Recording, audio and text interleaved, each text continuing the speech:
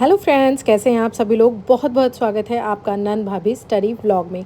I hope आपकी studies भी अच्छी चल रही होंगी। थोड़े बहुत अप्स एंड डाउन्स तो सभी के लाइफ में होते ही हैं और उनके साथ मैनेज करना यही सबसे बड़ी बात है।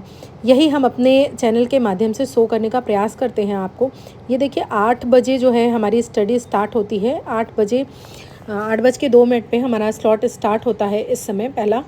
और एक चीज़ और आपसे कहना चाहूँगी कि आज के वीडियो में मैं ये डिस्कस करना चाहती हूँ कि जो वैदिक दिनचर्या है, जिससे हमारा दूर दूर तक कोई नाता नहीं रह गया है, वो हमारी शिक्षा में, हमारे ब्रेन के लिए, हम बहुत सारी कंप्लेंट्स करते हैं ना कि हमें ये कमी हो रही है, हमें याद नहीं हो रहा, हमें भूल जा रहा है।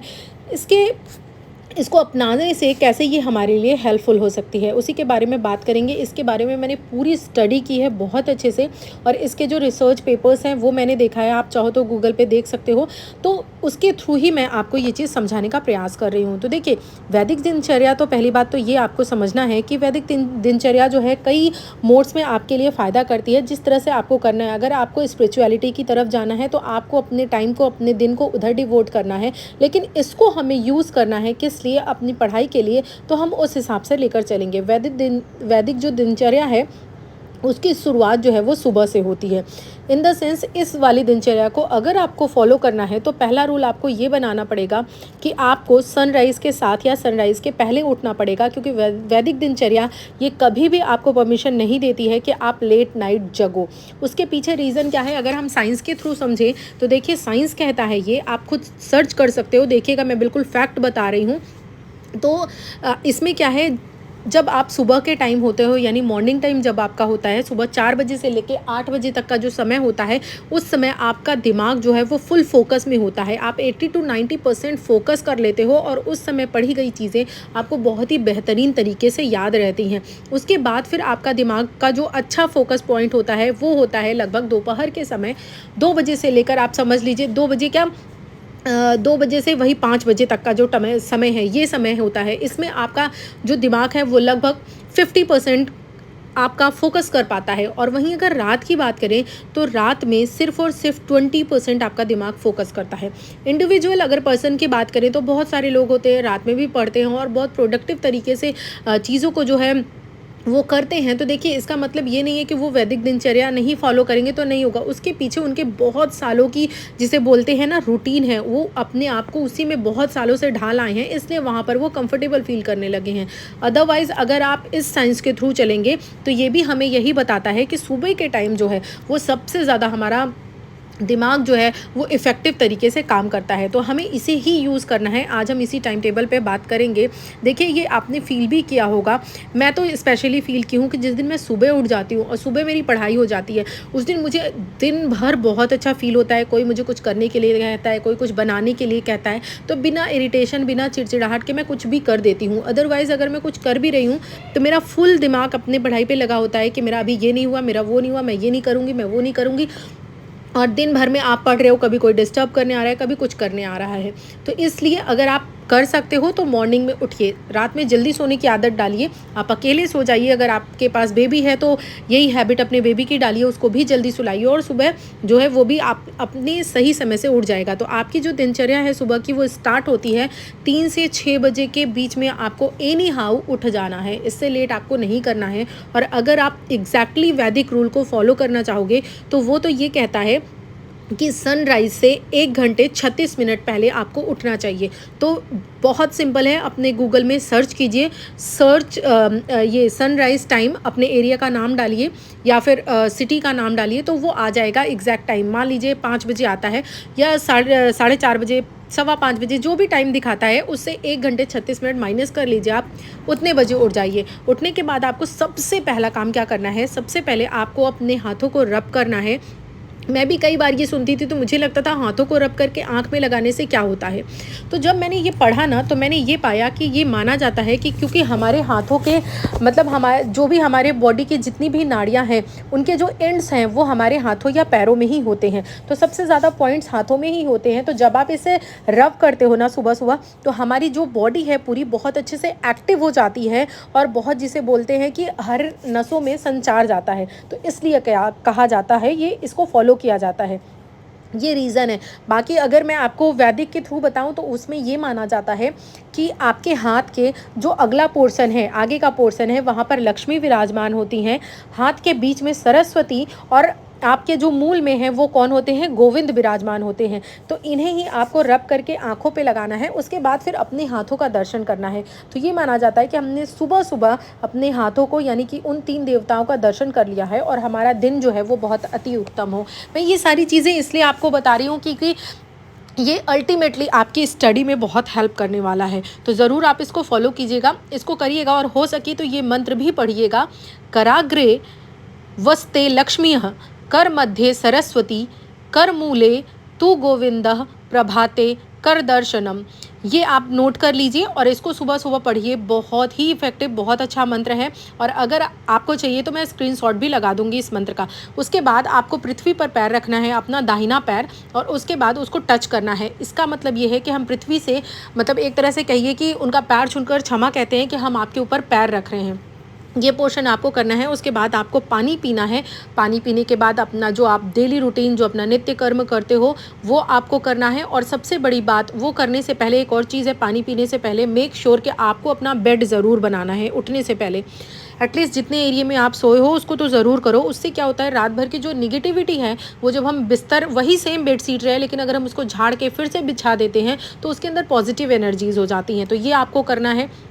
थोड़ी सी एक्सरसाइज कीजिए, 5 ही मिनट की कीजिए, लेकिन कीजिए ज़रूर। कुछ नहीं तो अनुलोम विलोम कर लीजिए। उससे क्या है, आप बहुत रिफ्रेश फील करेंगे। और सबसे बड़ी बात ये है कि आपको बहुत हैप्पी हार्मोन्स फील होंगे, ये रिसर्चर्स कहती हैं।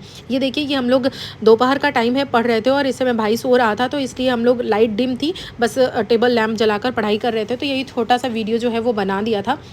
तो इस तरह से आपको करना है। और एक चीज़ और, आपको अपने माता पिता को प्रणाम ज़रूर करना है, क्योंकि जब आप माता पिता को प्रणाम करते हो ना तो आपका शनि बहुत अच्छा होता है, यानी कि आप झुक रहे हो माता पिता के, बुजुर्गों के सामने। तो ये सारी चीज़ें, छोटी छोटी चीज़ें करने से पहली बात तो आपके अंदर पॉजिटिविटी बहुत भर भर के आएगी। और अगर आप पॉजिटिव हो गए तो आपके अंदर से ये निराशा चली जाएगी कि मेरा एग्ज़ाम में होगा या नहीं होगा, जिसकी वजह से आप बहुत इफेक्टिवली तरीके से काम कर पाओगे।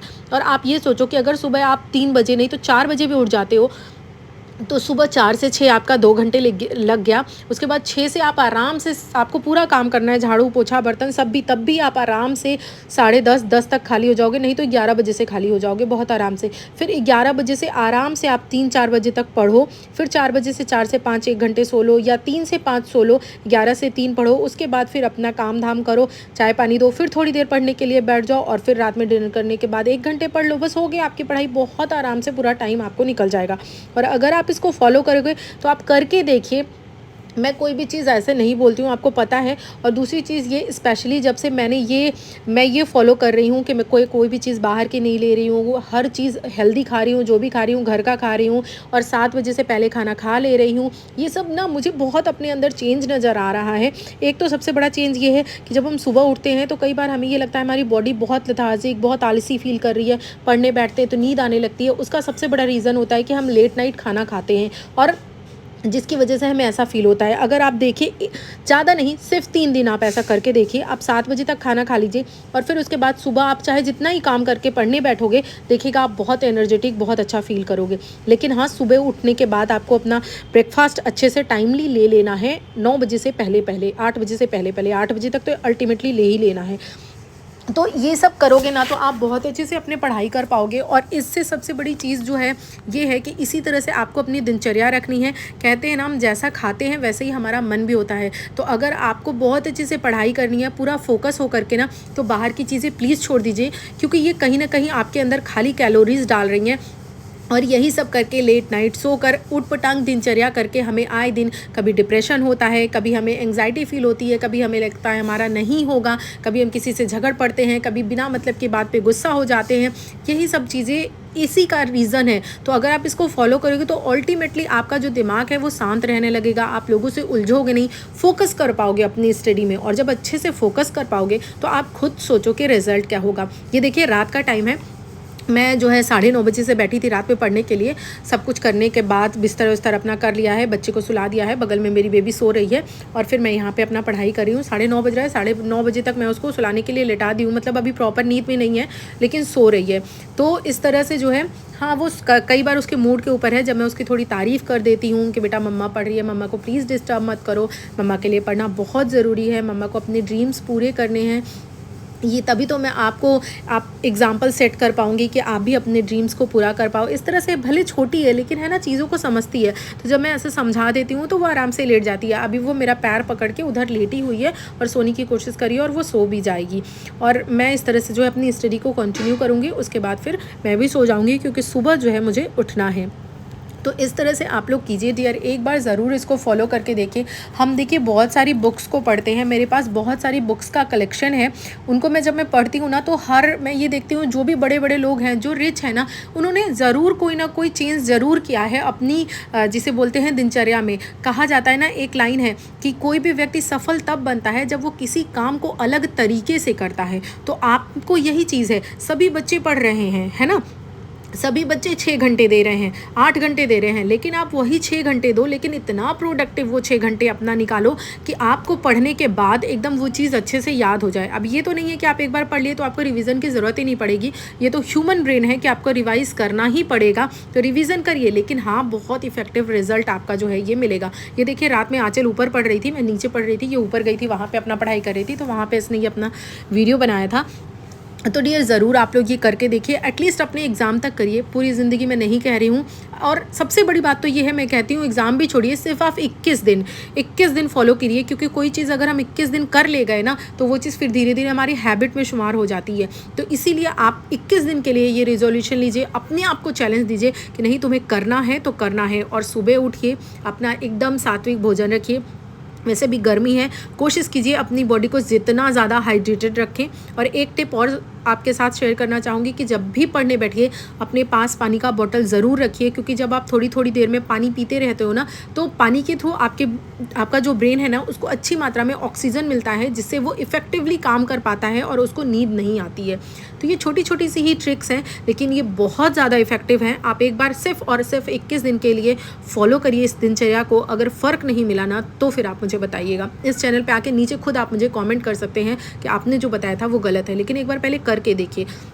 बाहर की चीज़ें छोड़िए, जितने रुपए की आप बाहर की चीज़ें खाते हैं ना डियर, उतने का ही हेल्दी चीज़ ले आइए अपने घर में, उसको खाइए, हेल्दी हैबिट डालिए, समय से उठिए। अपना एक सबसे बड़ी बात है, एक निश्चित समय बनाइए कि कब सोना है, कब उठना है। ये एक टाइम होना चाहिए, टाइम वैरी नहीं करना चाहिए। हालांकि बेबी है तो हो जाता है, मानते हैं, लेकिन उसको मैनेज करने की कोशिश कीजिए जितना मैक्सिमम कर पाइए। और जो भी पढ़िए, ये डिसाइडेड रखिए कि हर दिन मुझे उसको रिवाइज़ करने के लिए समय ज़रूर देना है। कुछ नहीं तो 1 घंटे, अगर मैं 6 घंटे पढ़ रही हूँ तो 1 घंटे रिवीजन, 5 घंटे पढ़ रही हूँ तो 1 घंटे रिवीजन, 4 घंटे पढ़ रही हूँ तो 1 घंटे, अगर मैं 2 ही घंटे पढ़ रही हूँ तो भी मेरे को 1 घंटे, आधे घंटे रिवीजन करना है जो मैंने पिछला पढ़ा है, उसके बाद आगे बढ़ना है। देखिएगा कैसे 4 चाँद लगते हैं आपकी सफलता में, ज़रूर आप सफल होंगे। बस इसी शुभकामना के साथ आपसे बाय बाय कहना चाहती हूँ। अब देखिए हम सोने जा रहे हैं।